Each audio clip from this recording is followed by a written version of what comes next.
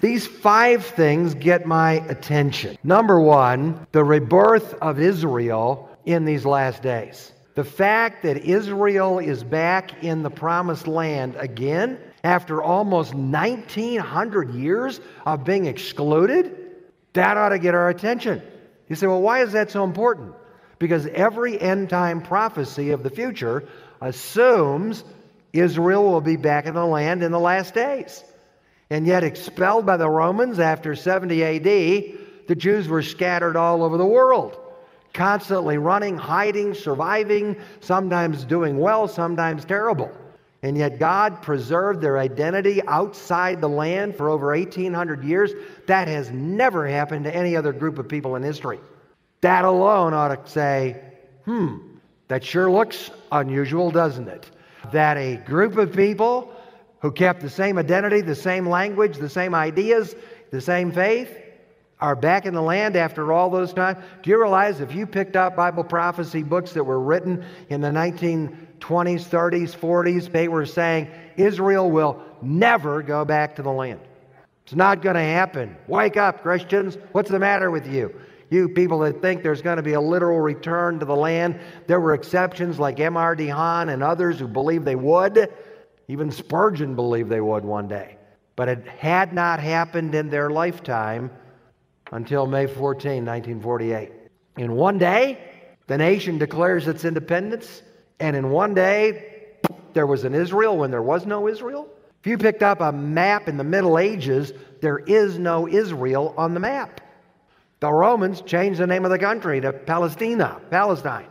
There's no Israel on the map. They did everything they could to eliminate the remembrance of Israel.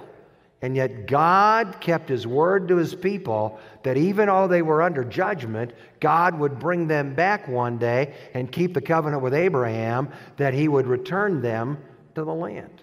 The prophet Isaiah looked down through the corridor of time, down through the tunnel of time, down through the halls of history into the distant future when he said this in Isaiah 66, "Who has heard of such a thing? Who has seen such things? Shall the earth be made to bring forth in one day? Or shall a nation be born at once? For as soon as Zion travailed, she brought forth her children." Christians and Jews alike believe that that prophetic statement was fulfilled in May of 1948 when the nation of Israel was again back in the promised land. Now, people will often say, but Ed, so many of them are there in unbelief.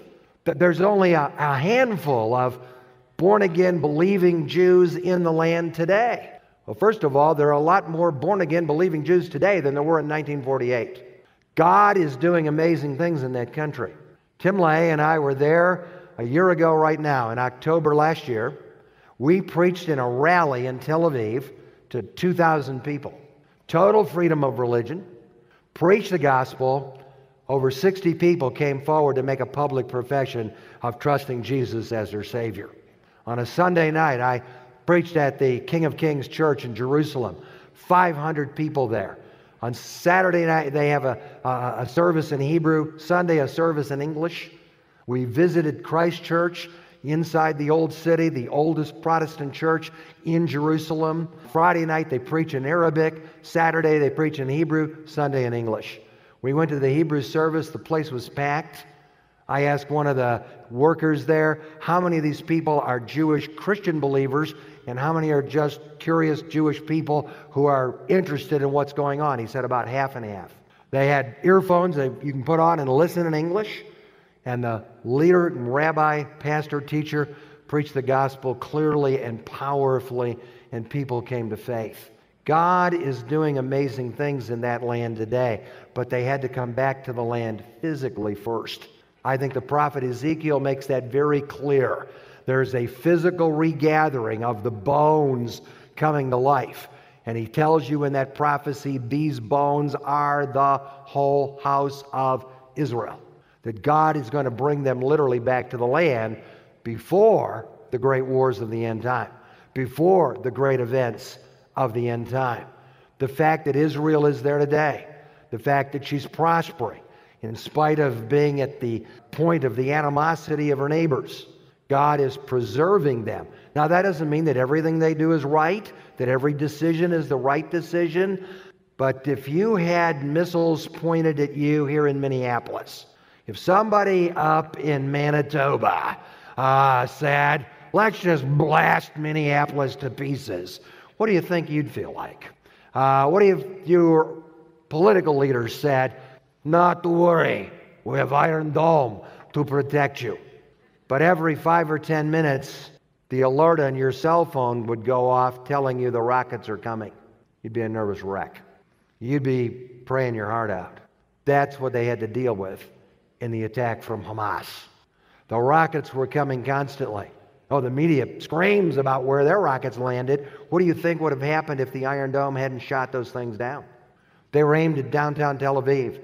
There would have been thousands of civilian casualties. But nobody wants to talk about that. But that's the real issue. We need to pray for the people of Israel, pray for their safety, pray for their security, pray for their persistence, and we need to pray that God will continue to break through with the gospel. There is freedom. There's resistance, yes, but there's great freedom there to proclaim the gospel, and the young generation of Israelis are very open to it.